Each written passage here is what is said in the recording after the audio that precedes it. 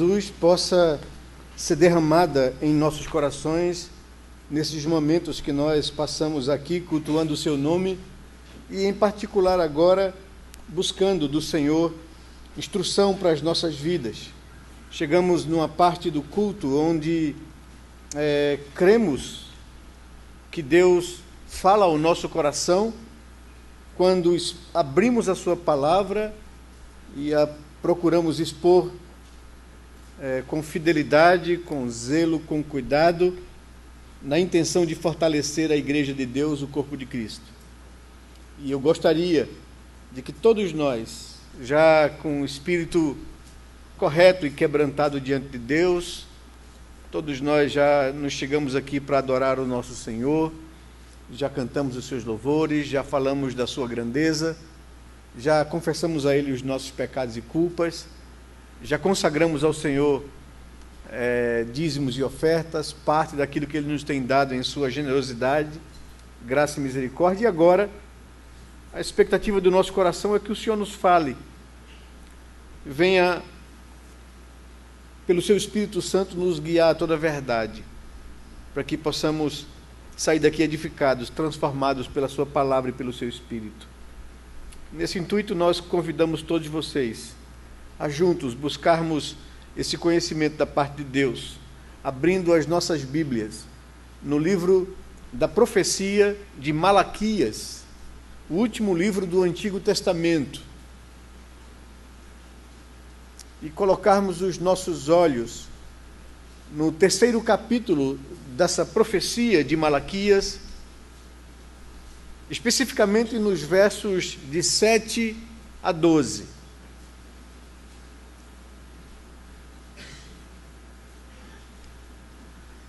A palavra de Deus nos orienta nesses termos. Acompanhe a leitura do texto sagrado. Desde os dias de vossos pais, vos desviastes dos meus estatutos e não os guardastes. Tornai-vos para mim, e eu me tornarei para vós outros, diz o Senhor dos Exércitos.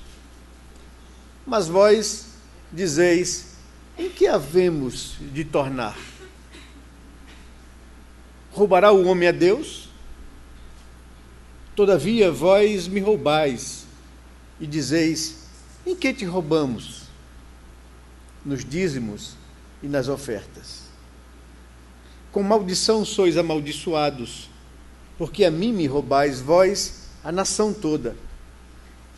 Trazei todos os dízimos à casa do tesouro, para que haja mantimento na minha casa. E provai-me nisto, diz o Senhor dos Exércitos, se eu não vos abrir as janelas dos céus e não derramar sobre vós bênção sem medida. Por vossa causa repreenderei o devorador, para que não vos consuma o fruto da terra. A vossa vide no campo não será estéril, diz o Senhor dos Exércitos. Todas as nações vos chamarão felizes, porque vós sereis uma terra deleitosa, diz o Senhor dos Exércitos. Vamos orar a Deus, colocar o nosso coração diante do Senhor. Pai amado, Deus bendito, de amor e misericórdia, nós queremos nos colocar diante do Senhor nesse instante, para que o Senhor nos fale ao coração pela Tua palavra, para que o Senhor abra o nosso entendimento, para que o Teu Espírito Santo nos esclareça e nos conduza, Senhor Deus, a toda a verdade. Fala conosco como igreja, fala conosco enquanto pessoas, fala conosco enquanto famílias, para que a nossa vida, Senhor Deus, possa ser priorizada nas coisas do Senhor. Abençoa-nos e faz com que saiamos daqui tocados pelo Teu Espírito, decididos a viver uma vida consagrada e entregue em Tuas mãos, para a glória do Teu nome, para o nosso bem e bem da nossa posteridade. Nós oramos assim ao Senhor com o coração agradecido, em nome de Jesus, Pai. Amém, Senhor Deus. Amém. Irmãos, nós nos propomos com vocês a estudarmos os princípios da palavra de Deus sobre como devemos lidar com os recursos que Deus nos coloca em mãos. Nós temos feito isso pela segunda vez nesses 8 anos de ministério. Eu lembro que no primeiro ano, quando eu cheguei aqui na igreja, em 2009, o conselho me pediu para tratar sobre esse assunto com a igreja, visto que a igreja vinha de um período muito difícil nessa área da sua vida, não tendo condições para poder investir no reino de Deus e fazer a obra do Senhor como devia.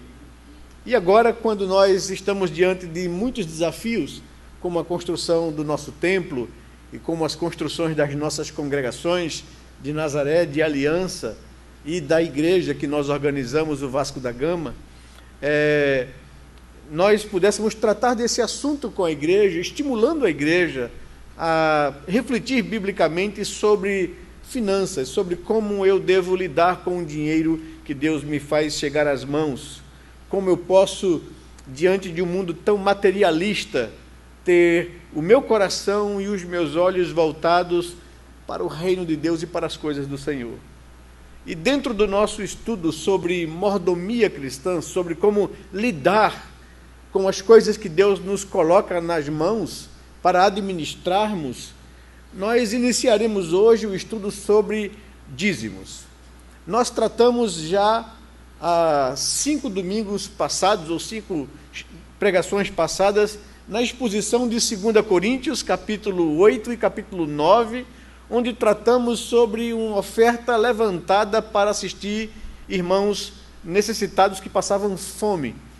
E isso é uma oferta alçada para um fim objetivo.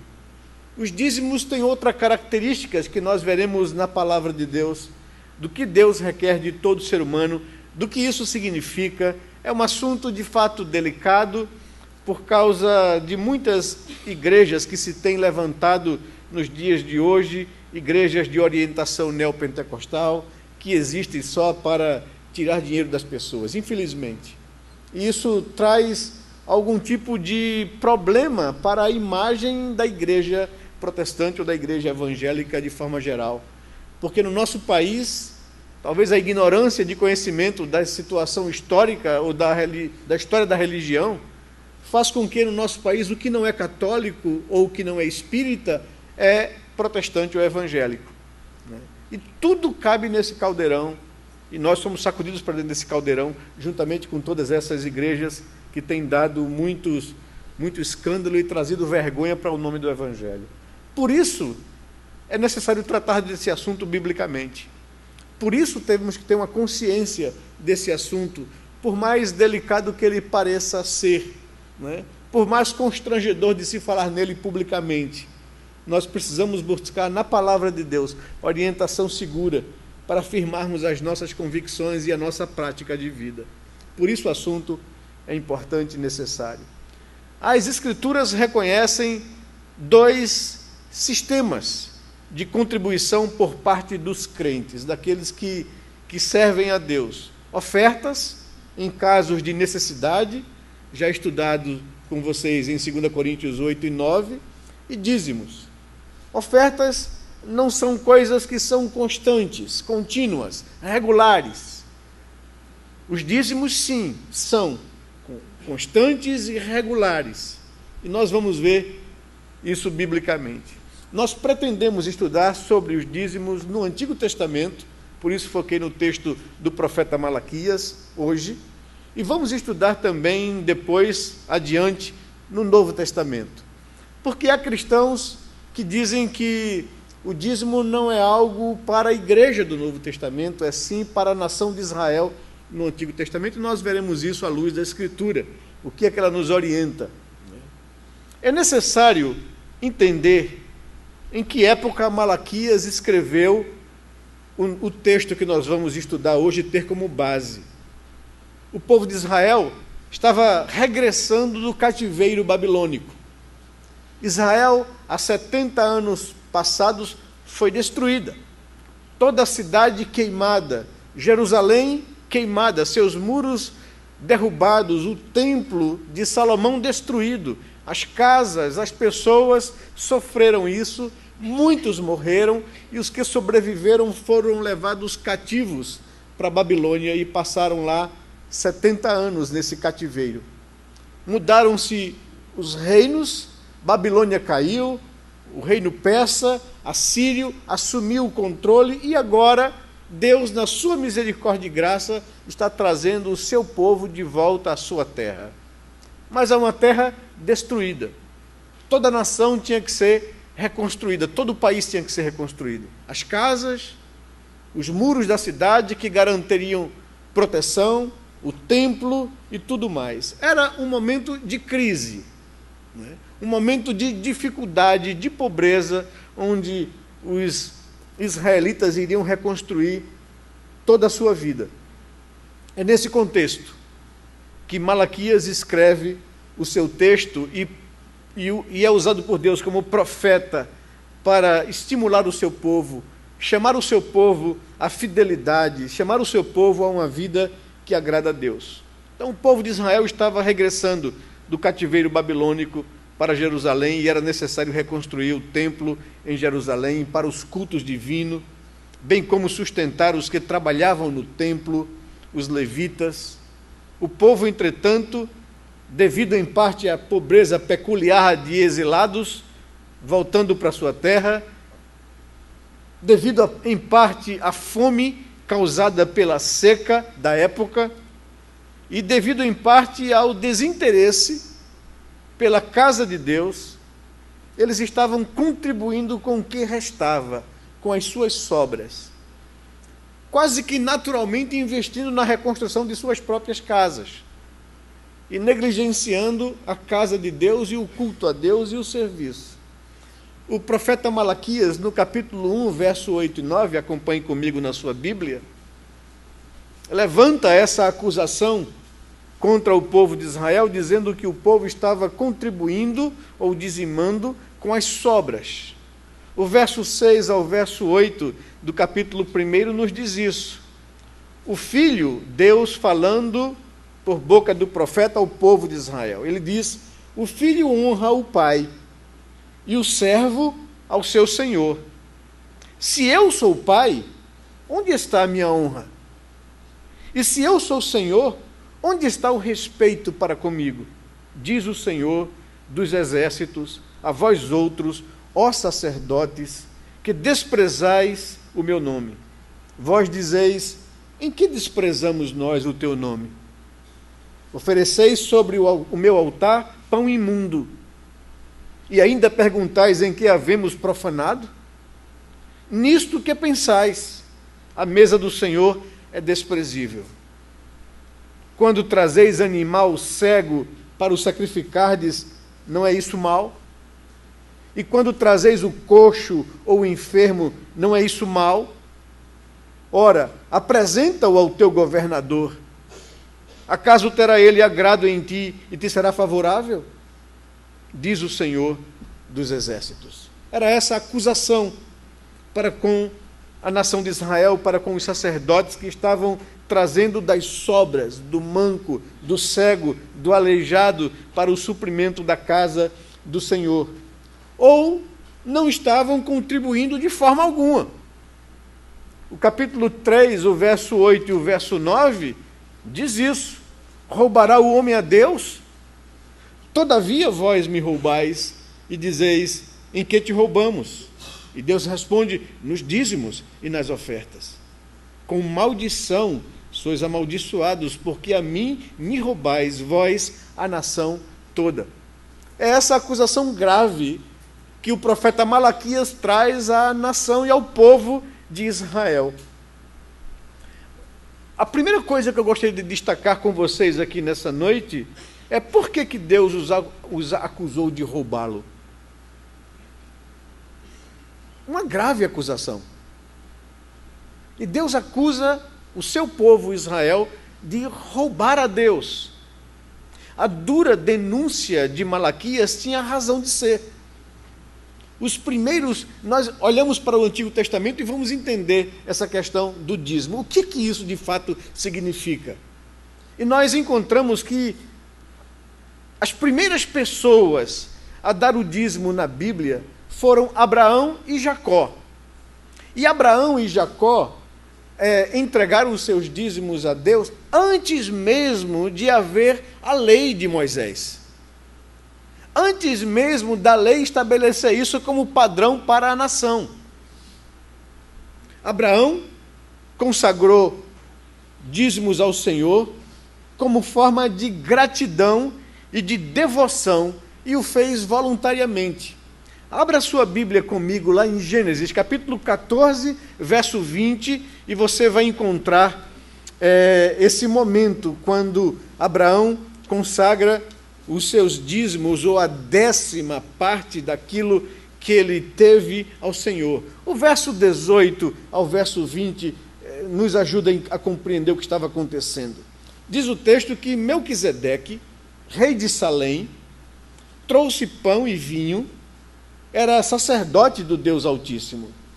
Abençoou ele a Abraão e disse: bendito seja Abraão pelo Deus Altíssimo, que possui os céus e a terra, e bendito seja o Deus Altíssimo, que entregou os teus adversários nas tuas mãos. E a conclusão do verso 20 é o seguinte: e de tudo lhe deu Abraão o dízimo. Então Abraão consagrou a 10ª parte dos despojos que Deus lhe ofereceu para ser consagrado a Deus.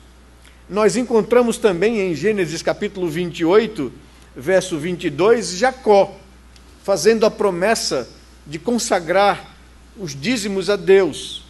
O verso 18 ao verso 22 fala da visão que Jacó teve de Deus, a visão da escada. Ele estava em fuga, em perigo, e à noite ele viu essa visão da escada e fez ali uma coluna para adorar a Deus, e ali ele adorou a Deus. Verso 18 ao verso 22 nos diz que, tendo se levantado Jacó cedo, de madrugada, tomou a pedra que havia posto por travesseiro e a erigiu em coluna, sobre cujo topo entornou azeite, e ao lugar, cidade que outrora se chamava Luz, deu o nome de Betel. Fez também Jacó um voto, dizendo: se Deus for comigo e me guardar nesta jornada que empreendo, e me der pão para comer e roupa para que me vista, de maneira que eu volte em paz para a casa do meu pai, então o Senhor será o meu Deus, e a pedra que erigi por coluna será a casa de Deus, e de tudo quanto me concederes, certamente eu te darei o dízimo, eu te devolverei a 10ª parte de tudo quanto o Senhor me conceder. Por que essas duas passagens são importantes para a gente compreender o assunto que estamos tratando?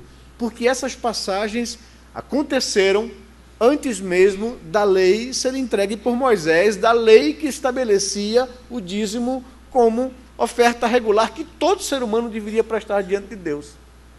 Então, já existia um conhecimento oral da verdade de Deus e da revelação de Deus.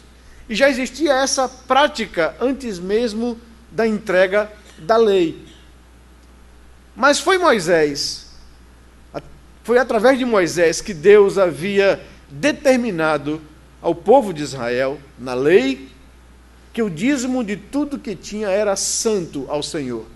E essa expressão aparece na palavra de Deus, no Antigo Testamento.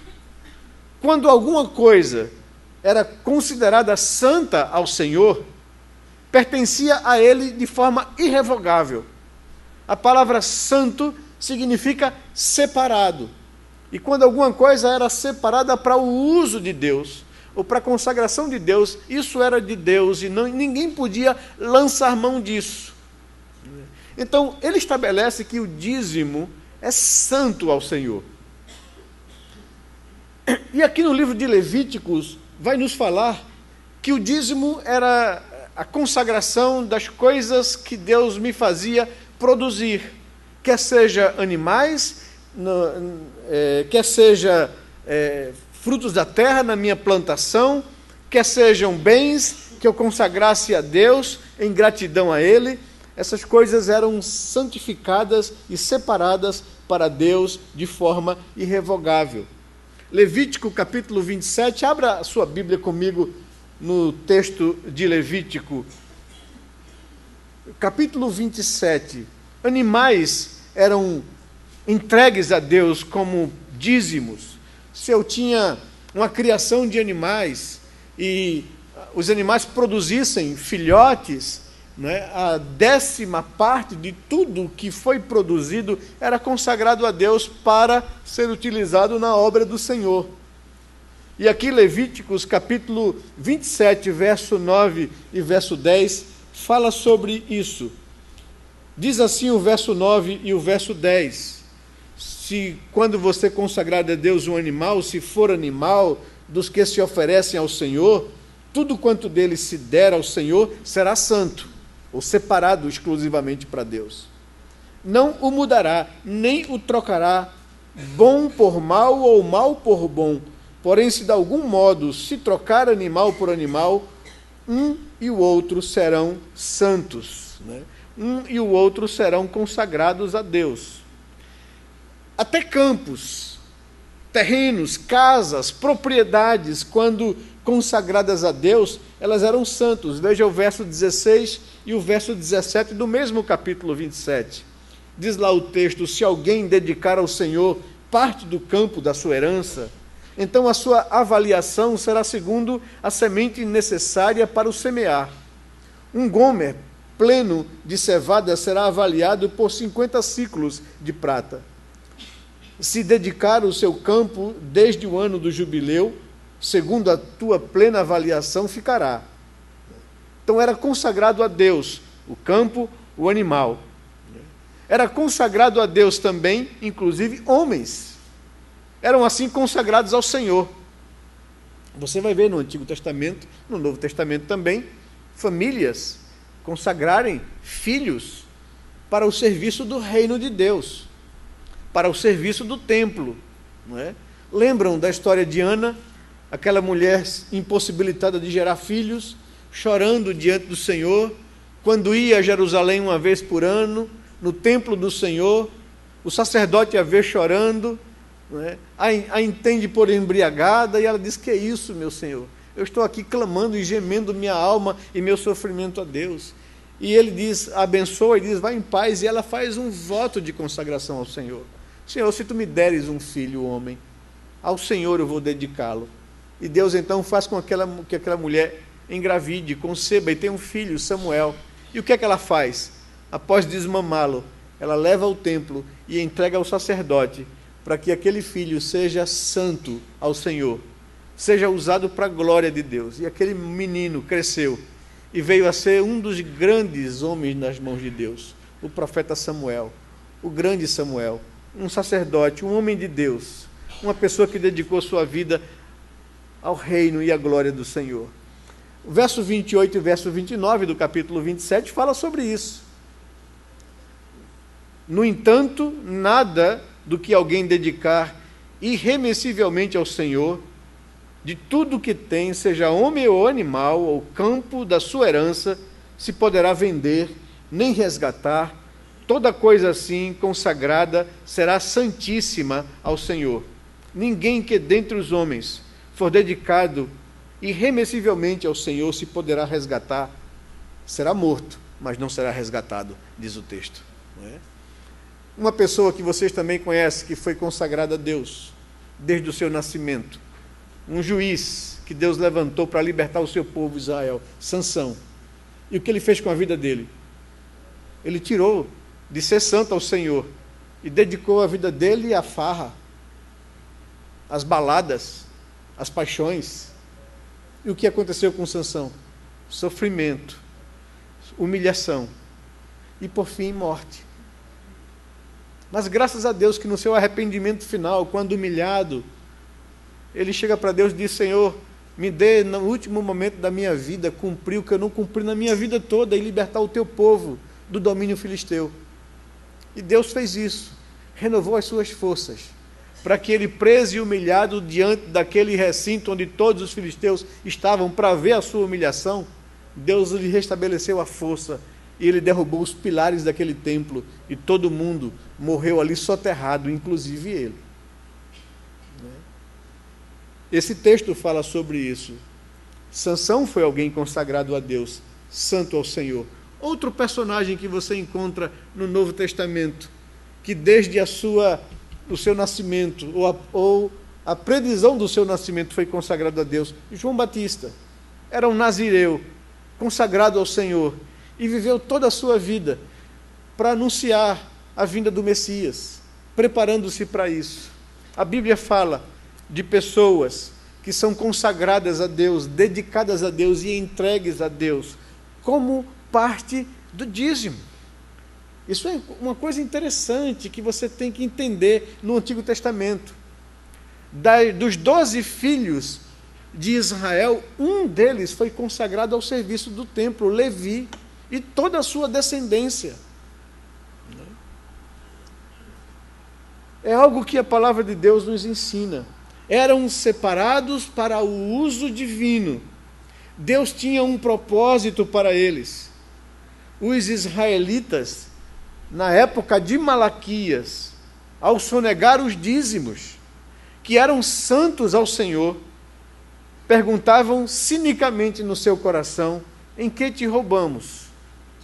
E o Senhor responde que o roubo consistia em reter aquilo que pertencia a Deus. Então, em primeiro lugar, nós aprendemos no Antigo Testamento que Deus requer de todo ser humano, criado por Deus, que ele consagre, entregue, devolva a 10ª parte de tudo aquilo que Deus lhe concedeu. E eu ouso afirmar, esse não é um mandamento para crentes. Esse é um mandamento para todo ser humano. E o 6º mandamento, o 8º mandamento, né, que fala sobre roubo, se aplica exatamente àquilo. Não furtarás. Não furtarás, a Bíblia está pensando em que você deve ser honesto no trato com as coisas e com o relacionamento com Deus e com as pessoas. E aqui Deus está dizendo que eles quebraram esse mandamento. Eles estavam roubando, e não a homens, mas roubando a Deus. Quando retinham aquilo que não era deles, era santo ao Senhor. Mas em segundo lugar, nós procuramos responder outra pergunta, porque Deus diz que amaldiçoou aquele povo porque eles estavam roubando a Deus. E por que Deus amaldiçoou os israelitas que estavam retendo aquilo que não era deles, mas era do Senhor? Nós vemos que após os acusar de roubo, Deus os amaldiçoa. A razão é esta: tudo pertence a Deus.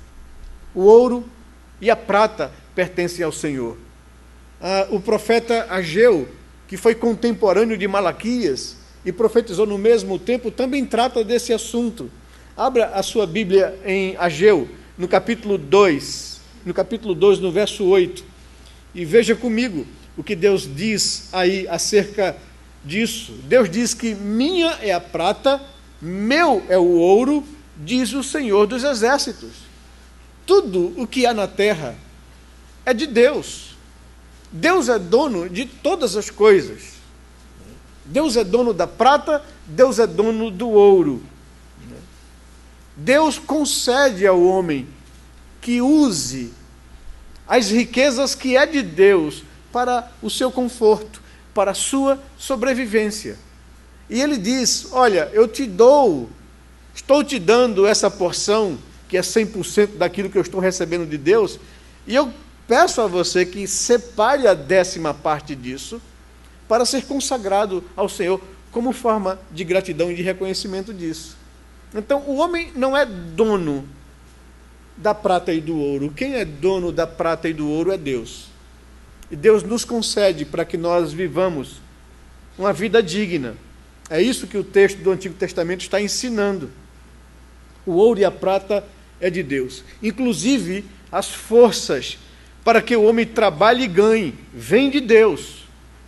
Deuteronômio capítulo 8, se você abrir comigo a palavra de Deus, você vai ver que Deus diz isso ao homem, que não somente os bens da terra é de Deus, mas também a força que o homem tem para obter e para ganhar provém de Deus. Deuteronômio capítulo 8, verso 17 e verso 18, nos diz assim: não digas, pois, no teu coração, a minha força e o poder do meu braço me adquiriram estas riquezas. Não diga isso no seu coração. Antes, te lembrarás do Senhor teu Deus, porque é Ele o que te dá força para adquirir as riquezas, para confirmar a sua aliança, que sob juramento prometeu a teus pais, como hoje se vê. Não ouse se rebelar contra Deus no seu coração, dizendo para você mesmo aí no seu pensamento: pastor, o que eu adquiro pelo meu trabalho, pela minha força, pela minha inteligência, pela minha capacidade de produzir. Fui eu quem suei, fui eu que obtive isso. E Deus vai dizer: você só obteve força, criatividade e capacidade de produção porque eu te dei. E no dia que eu quiser, eu tiro isso de você. Tiro tua saúde, tiro a tua força, tiro a tua capacidade. Não ouse endurecer no seu coração dizendo que o que você adquiriu é resultado do seu esforço, do seu poder. É Deus quem te concede essas coisas para que você obtenha. Essa é a construção que o Antigo Testamento nos traz e que é importante todo ser humano entender isso, para andar humildemente diante desse Deus, que não somente é dono da prata e do ouro, mas que nos dá condições, capacidade, força, inteligência, para que a gente, pelo trabalho digno, consiga sobreviver de forma digna e adquira bens e riqueza. É Deus que, na sua misericórdia, concede isso aos homens. Os israelitas, portanto, estavam roubando de Deus, roubando a Ele, o Senhor de todas as coisas, como parte da maldição àqueles que estavam sonegando aquilo que era exigido por Deus como consagrado a Ele. O profeta Ageu, contemporâneo de Malaquias, fala de que o salário que eles tinham caía num saco furado e que a dissipação dos seus bens era como um sopro de Deus que tirava deles por causa da sua infidelidade. Vejam, mais uma vez, o profeta Ageu. Abra a sua Bíblia lá comigo, em Ageu capítulo 1, verso 6 e verso 9.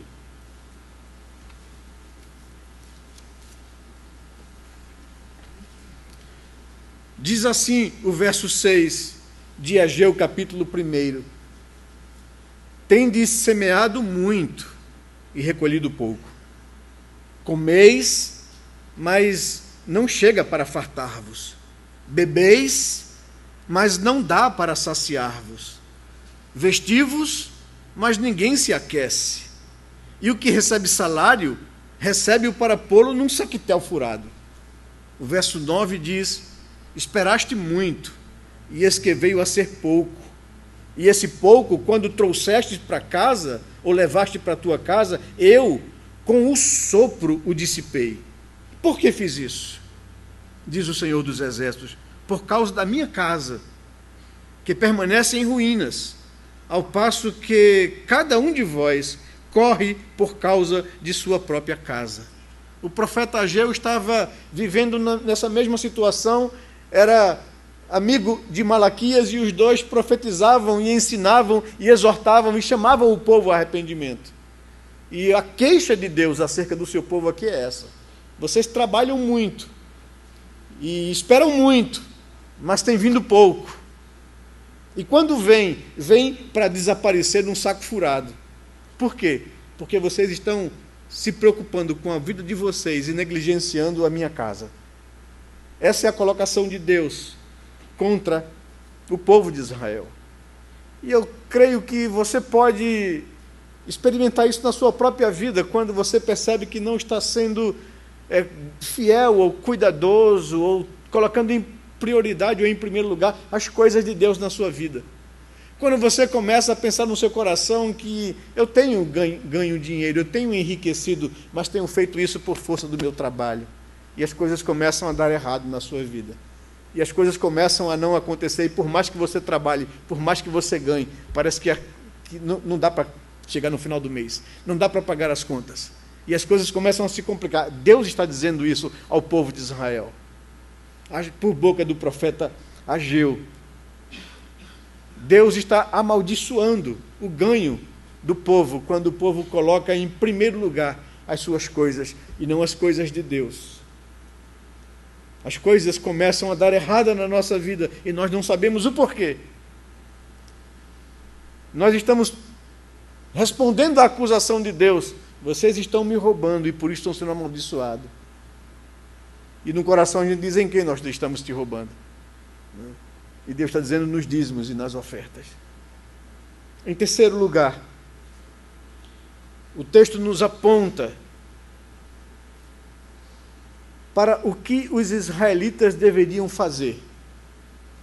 Deus os acusa de estarem roubando a Deus. Deus pesa a sua mão e amaldiçoa o seu povo. Mas o mesmo Deus que faz isso é o Deus da graça e que chama o povo ao arrependimento e ao conserto. E o que eles deviam fazer? O verso 10 de Malaquias nos diz: Deus convoca o seu povo, Deus convida o seu povo a trazer todos os dízimos à casa do tesouro, para que haja mantimento na minha casa, e provai-me nisto, diz o Senhor dos Exércitos, se eu não vos abrir as janelas do céu e não derramar sobre vós bênção sem medida. Me ponham à prova. Mas antes disso, ouse obedecer, ouse confiar, não retenha aquilo que não é seu. Consagre a Deus com alegria, com voluntariedade, demonstrando a sua confiança e a sua dependência dEle, reconhecendo que tudo que você obtém pelo favor de Deus, pela graça de Deus e pela oportunidade do Senhor. Venham e resolvam isso comigo, diz o Senhor. Tragam à casa do Senhor os dízimos. Deus determina-lhes: trazei todos os dízimos à casa do tesouro. Que todos os dízimos são estes? Quando a gente estuda o Antigo Testamento, a gente encontra três tipos de dízimos no Antigo Testamento. Havia o dízimo levítico, que era destinado ao sustento dos levitas, que devia ser trazido à tesouraria do templo em Jerusalém. O texto de Números, capítulo 18, verso 21, nos explica isso, nos dá a entender isso. Abra sua Bíblia em Números, capítulo 18, versos 21 ao verso 24, e você vai compreender o que era o dízimo levítico no Antigo Testamento e a razão desse dízimo para todo Israel e para as nossas vidas hoje também. O verso 21 nos diz, do capítulo 18 de Números: aos filhos de Levi dei todos os dízimos em Israel, por herança, pelo serviço que prestam, serviço da tenda da congregação. E nunca mais os filhos de Israel se chegarão à tenda da congregação, para que não levem sobre si o pecado e morram. Mas os levitas farão o serviço da tenda da congregação, e responderão por suas faltas. Estatuto perpétuo é este para todas as vossas gerações. E não terão eles nenhuma herança no meio dos filhos de Israel. É isso que nos diz o texto. E o verso 24: porque os dízimos dos filhos de Israel, que apresentam ao Senhor em oferta, dei-os por herança aos levitas. Porquanto eu lhes disse, no meio dos filhos de Israel, nenhum levita terá herança. E o que é isso? Para que a gente entenda bem, quando Deus cumpriu a sua promessa feita a Abraão, de levar a Abraão e a sua descendência para uma terra que Deus havia prometido, terra produtiva, terra que mana leite de cabra e mel, né? Ele levou o seu povo para lá depois que Abraão nasceu, gerou Isaque, depois que Isaque gera Jacó, Deus muda o nome de Jacó para Israel, Israel gera 12 filhos, e esses 12 filhos, com as suas descendências, herdam a terra que Deus havia prometido. E Deus diz: vou dividir a terra de Canaã, a terra prometida, em 11 estados, para as 11 tribos de Israel. Levi não terá herança. A tribo de Levi e a descendência de Levi não cultivará a terra, não plantará, não criará animais, não produzirá nada. Eles vão se dedicar ao serviço da tenda da congregação. Eles vão se dedicar ao serviço do templo, para que o povo de Israel não chegue ali e morra. Eles vão fazer esse serviço. Deus vai pedir deles contas do culto da nação de Israel, porque eles não tiveram terras, porque eles não podiam produzir, porque eles se dedicaram exclusivamente ao serviço do templo. As outras 11 tribos deveriam separar a 10ª parte daquilo que eles produziram, daquilo que eles plantaram, das suas crias, das suas riquezas, para ser consagrada ao sustento da tribo de Levi. E daí vem o conceito de dízimo, para o sustento daqueles que não receberam herança, que não receberam terras. Deveriam viver exclusivamente dos dízimos que as outras tribos traziam. Esse é o dízimo levítico, que aparece aqui em Números capítulo 18, verso 21 e 24, e em toda a Escritura. Neemias também, capítulo 10, verso 38, nos fala sobre isso. Neemias 10, 18, ou 10, 38, nos diz que o sacerdote, o filho de Arão, estaria com os levitas quando estes recebessem os dízimos. E os levitas trariam os dízimos dos dízimos à casa do nosso Deus, às câmaras da casa do tesouro. Então esse é o primeiro tipo de dízimo no Antigo Testamento, o dízimo levítico. Mas também tinha o dízimo diaconal, que era um dízimo que deveria ser trazido ou separado a cada 3 anos, do melhor dos frutos, gado e campos que eram administrados pelo próprio israelita. Não era trazido ao templo, mas comido nas cidades, dividido com aqueles que passavam maior necessidade. Por isso era chamado de dízimo diaconal. Era algo no meu coração para assistir os menos favorecidos. Deus colocou isso no coração do povo de Israel. E nós precisamos resgatar esse conceito bíblico no mundo materialista e tremendamente egoísta e tremendamente consumista dos nossos dias. Temos que aprender a ser mais solidários, mais sensíveis com as outras pessoas. Deus estabeleceu isso no meio do seu povo no Antigo Testamento. O dízimo diaconal, que deveria ser repartido com aqueles menos favorecidos. Devia ser feito em festa. Eu chamava pessoas para, juntamente comigo, com a minha família, cearem, comerem e se alegrarem diante de Deus. Chamaria essas pessoas para suprir as suas necessidades básicas. Dízimo diaconal, Deuteronômio capítulo 26, verso 12 a 13, capítulo 14, verso 28 a 29, trata sobre esse tipo de dízimo. E o último dízimo que encontramos no Antigo Testamento é o dízimo festivo.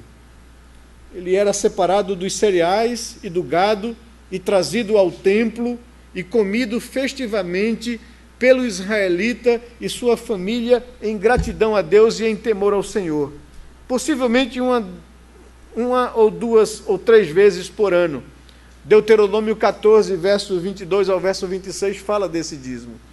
Era uma reserva que eu faria para todos os anos, pelo menos 2 ou 3 vezes por ano, eu ir a Jerusalém, cultuar a Deus no templo, prestar a Deus o meu culto.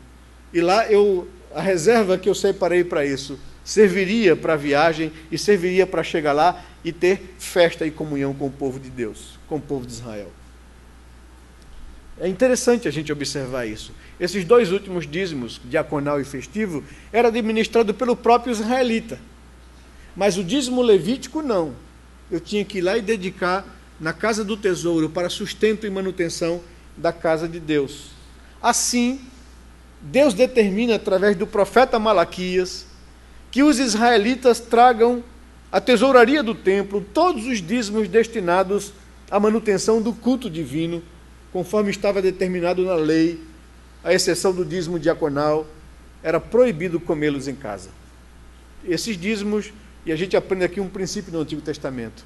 Tem pessoas que diz assim, não, eu vou consagrar a 10ª parte de tudo aquilo que eu ganho, mas eu vou administrar conforme eu achar melhor. E a Bíblia vai dizer, não.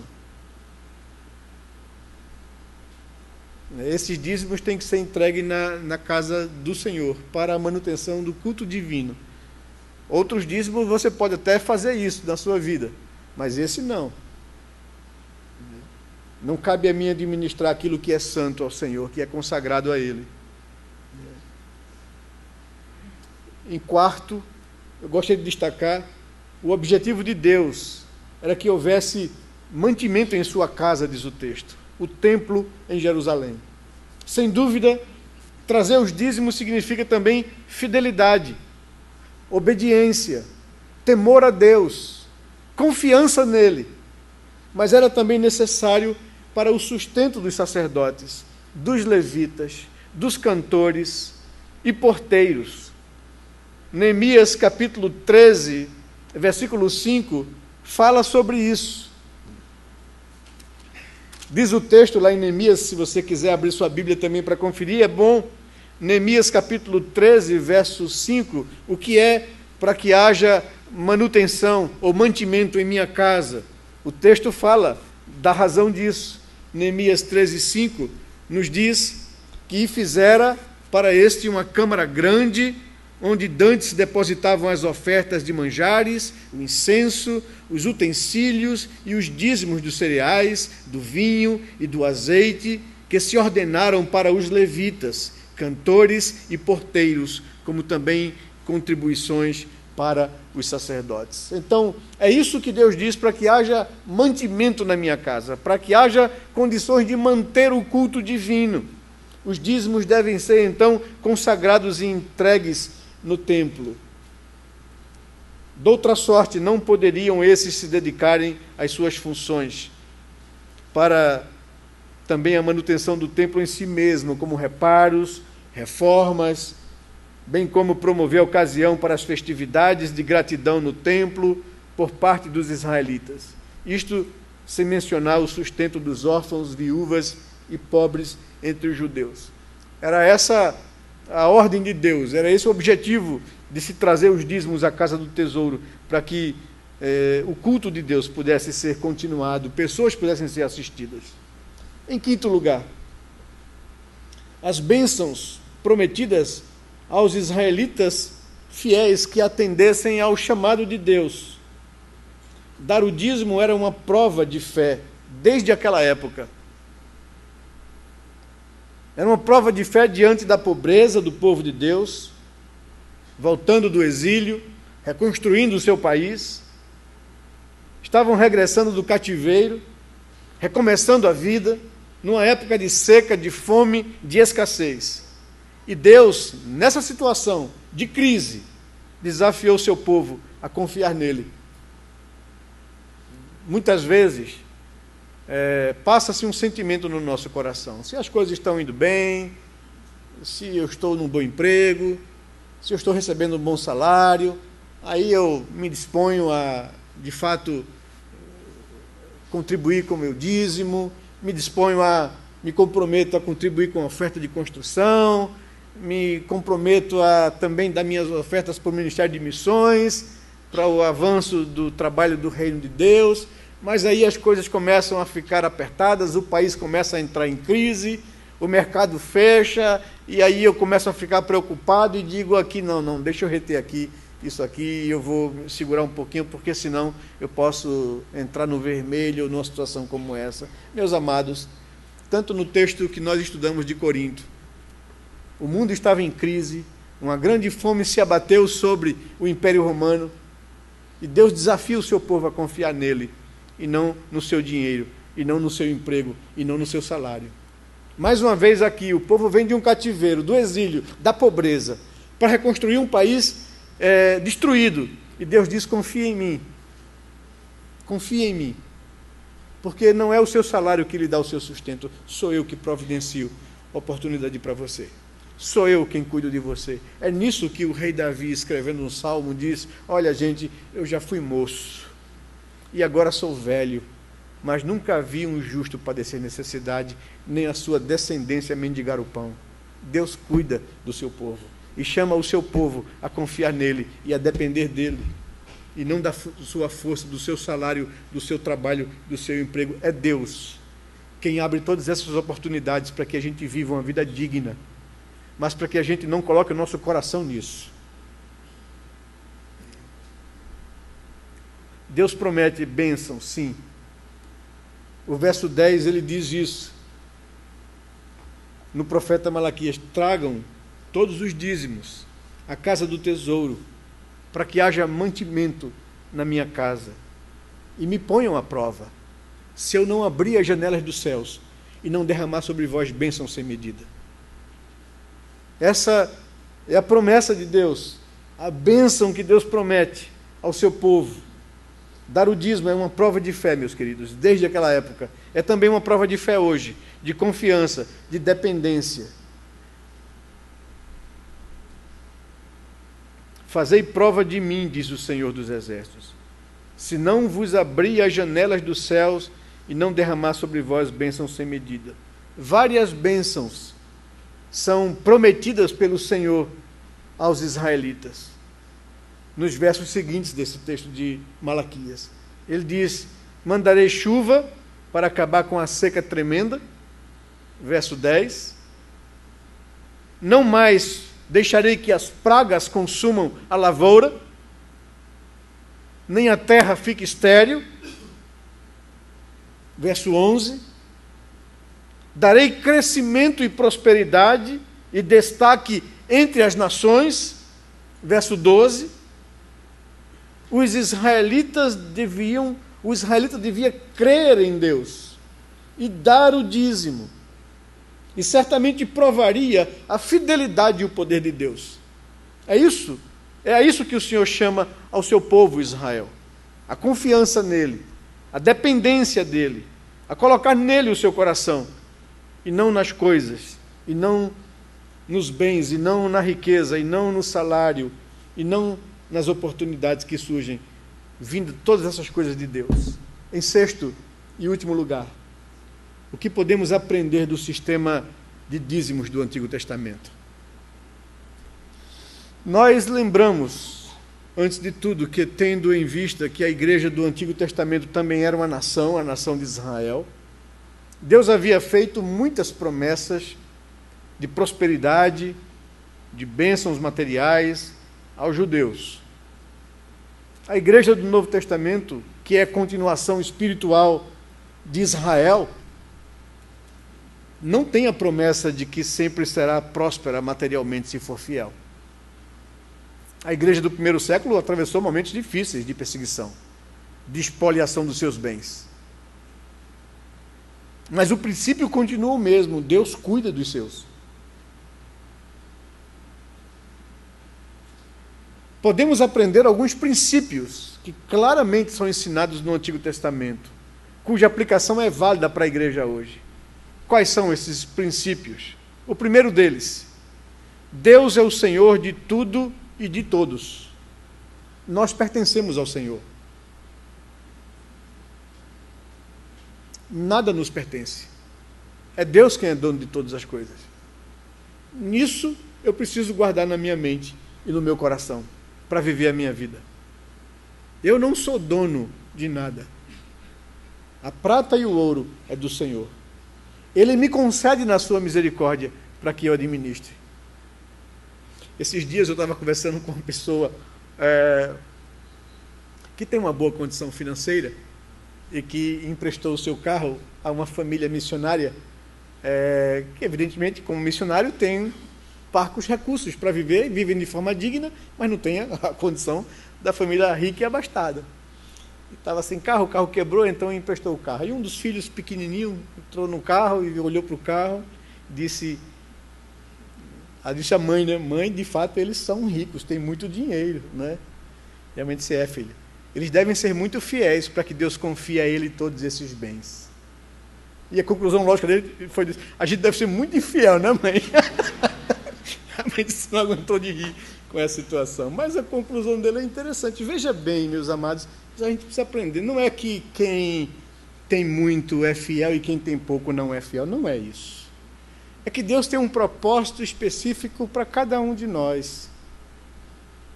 E uma coisa que nós deveríamos aprender é o contentamento e ser feliz com aquilo que Deus nos concedeu. Se Deus lhe concedeu muito, meu querido, Ele vai lhe pedir muito. E cuidado para que aquilo que Ele lhe concedeu não tome o lugar dele na sua vida. Saiba que Deus lhe concedeu para que você administre isso para a glória dele, para o bem do próximo. Se você tem pouco ou não tem aquilo que o outro tem, aprenda a ter contentamento com aquilo que Deus lhe concedeu e seja fiel com aquilo que Deus lhe concedeu. É isso que nós aprendemos. Deus é Senhor de tudo e de todos, e nada nos pertence. Aprendemos também que Deus se preocupa com a manutenção do serviço do culto divino. Preocupa-se com a manutenção dos obreiros e do estado geral do seu povo, especialmente os pobres, os órfãos e as viúvas. Aprendemos, quer aceitemos ou não, a doutrina do dízimo é para nós hoje. E não é só para o crente, é para todo ser humano. Porque todo ser humano será julgado diante dessa verdade, desse princípio bíblico. Se o homem reconheceu que aquilo que Deus lhe deu em oportunidade de vida, ele administrou para a glória de Deus ou para a sua própria glória.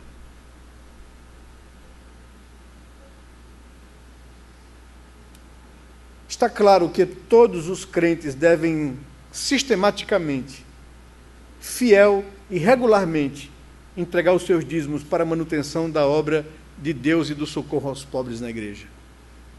E se você não faz, por algum temor no coração, por idolatrar o dinheiro, você está sendo fiel diante de Deus, infiel diante de Deus.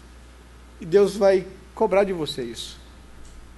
Então, deixe-me ousar dizer isso para você. Você quer ser abençoado espiritualmente e também materialmente? Seja fiel a Deus nesse particular. Não confie em você. Confie no Senhor. Faça isso não por querer negociar com Deus. Faça isso por gratidão, por reconhecimento, por obediência, voluntariamente, por fidelidade ao Senhor, por zelo com as coisas de Deus. Em último lugar, aprendemos que pelo menos uma parte do que Deus nos dá deve ser consagrada, santificada, separada para este fim. É por isso que de tudo que Deus me concede, eu devo separar a 10ª parte para sistemática, regular e fielmente, com coração alegre e voluntário, consagrar ao Senhor, dedicar ao Senhor, para que haja mantimento na sua casa, para que o reino de Deus avance, para que os menos favorecidos sejam assistidos, para que a palavra de Deus seja proclamada, que o nosso Deus, que tão ricamente nos tem abençoado, incline o nosso coração à contribuição sistemática e regular. Que se eu não faço isso por algum motivo, que eu me arrependa disso e tome uma decisão firme no meu coração de ser fiel ao Senhor. Que Deus nos abençoe, derrame sobre o nosso coração sua graça e o seu favor. Vamos orar a Deus, meus queridos. Eu queria que você tirasse alguns momentos em oração silenciosa, você e Deus. Como tem sido esse particular na sua vida? Tem você confiado em Deus? Tem você procurado ser fiel nisso? Que Deus possa abençoar as nossas vidas, que Deus possa nos fazer pessoas que confiam plenamente, que dependem dEle.